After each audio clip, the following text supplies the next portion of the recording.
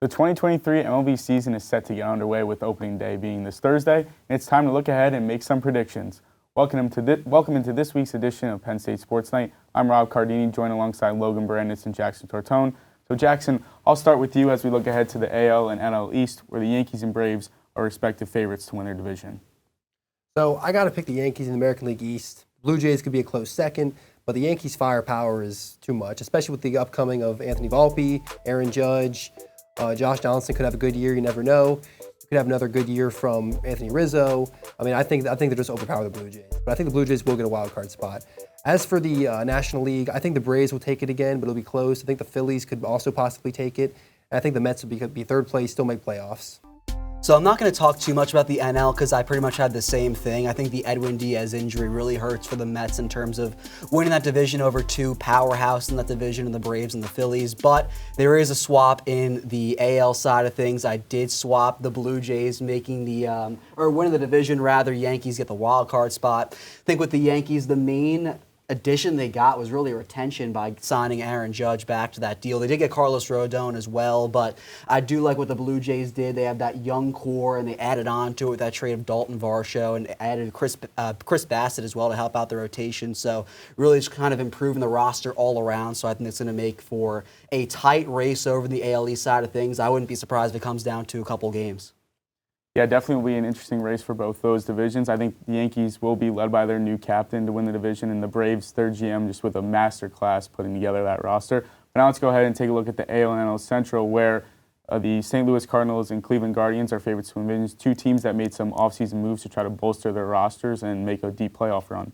So, Logan, I'll start with you on this one. Yeah, the Central not really as fun as the East, but I'll start out in the AL. I do have the Guardians winning that one, kind of like you said, the expected favorites. They had that really kind of unexpected run to win the division last year. I think they'll do it again. I do think the White Sox get a wild card spot, though. I think they kind of flew under the, not really flew under the radar with the moves that they made, but the biggest addition they made, really a subtraction with their manager not being there anymore. Not really well liked, so I think now that'll kind of help in terms of their push for a wild card spot in the Central this year. And then over on the NL side of things, I like the Brewers to win that division because you have that great pitching staff that you didn't really add much to. You didn't really need to add much to with guys like Brandon Woodruff and Corbin Burns making up the 1-2 punch, one of the best 1-2 punches you'll see in all of baseball right now. The Jesse Winker trade I love a lot, and I think that'll kind of help him out, moving away from a pitcher-friendly ballpark of Seattle, kind of going over to Milwaukee, over the NL Central division. He absolutely raked in when he was over with Cincinnati, had his best seasons there as well, and that adds on to not the best lineup in the world, but I think it could contend. It's solid. It can contend with the Cardinals, especially with their pitching staff they have right now. Right. Now, me personally in the National League, I think that the Cardinals will end up taking it just because of how overpowered their offense is, especially with Arenado and Goldschmidt, the reigning NL MVP. And they have Jack Flaherty. They have some good starting pitchers as well, which can help them. I think that the Brewers do have a good starting rotation as well, which will give them somewhat of an advantage over the Cardinals in some games, but I think the Cardinals will beat them by just a few games. As far as the American League goes, I got to pick the Minnesota Twins. The Guardians did have a good run last season, and I think that they will again compete, but I got to go with the Byron Buxton-led Twins. Yeah, definitely should be interesting. I think the Guardians had a nice addition with Josh Bell. They finally got some power in that lineup, and I think, kind of like you said, I think the Cardinals just have too much power to kind of take advantage of a weak division. But now let's make our way out west, where the Houston Astros, the defending champ Houston Astros, and the ever-so-consistent LA Dodgers try to take advantage of that and go repeat as division champs. Jackson, I'll start with you. Do you see them both repeating as champs of their division? Absolutely not. I think the Padres would definitely take the West this year. I think the Dodgers are going to have one of their worst years in a while. Still make playoffs, but definitely just a wild card team. The Manny Machado, Juan Soto Padres are going to be dominant in the West, I think. And I think even the Giants may make a run in the West, honestly. The Dodgers losing Bellinger, not really holding on to their players, and just kind of staying in that same spot and not making a real championship run with all these talented rosters is going to ruin their morale in the long term. And as far as the West goes, I do think the Astros are going to take the division again, but I do think the Mariners are going to be a top team in the wild card run. So I think that the Julio Rodriguez led lineup will compete with the Astros, but I got to pick the Jose Altuve, Alex Bregman, that crazy good lineup for the Astros to win.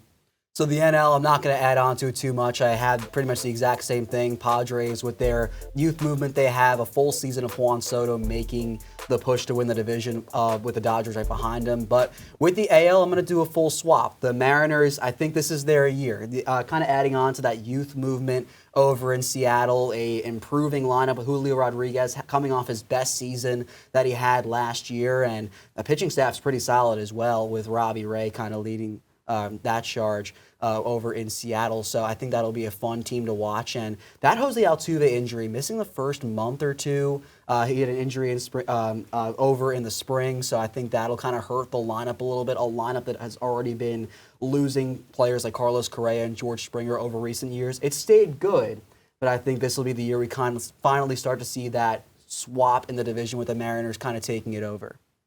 Yeah, both really great takes, guys. Now, it wouldn't be an MLB season preview without looking at some World Series matchups and maybe winners.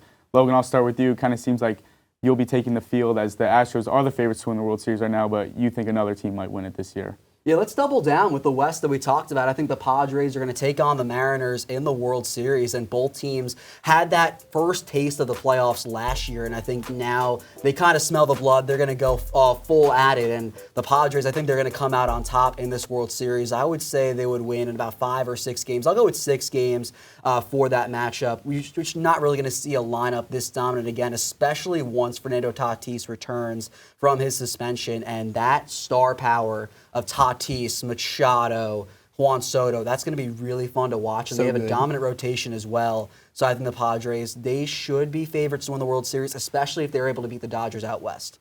And do you see them having home field advantage in that World Series? I think so. I think they will.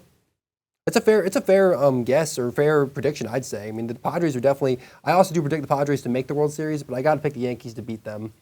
I got to pick the Yankees to be first place in the division and then make the World Series this year. Eventually, the Yankees are going to make it to the playoffs enough times to where they haven't won since 2009, but eventually they're going to make it enough times to where they're going to make a run and they'll beat somebody in the American League Championship Series and make it to the World Series. And once they get in, I think they'll win it. So I say the Yankees could beat the Padres in about 6 games. Yeah, Jackson, I'm with you on this one. I think this is finally the Yankees' year. I think this year that Aaron Boone kind of puts it all together. They just got Anthony Volpe on the opening day roster. I think you kind of see some of those younger guys play a really big role, and they're led by their new captain. Who do you think will win the World Series this year? Make sure to comment your predictions down below. For Logan Bourandas and Jackson Tortone, I'm Rob Cardini, and we'll see you next week. Hey everybody! Thank you for tuning into this edition of Penn State Sports Night. We hope you liked that segment. And we're sure there's other Penn State Sports Night segments that you are going to love as well.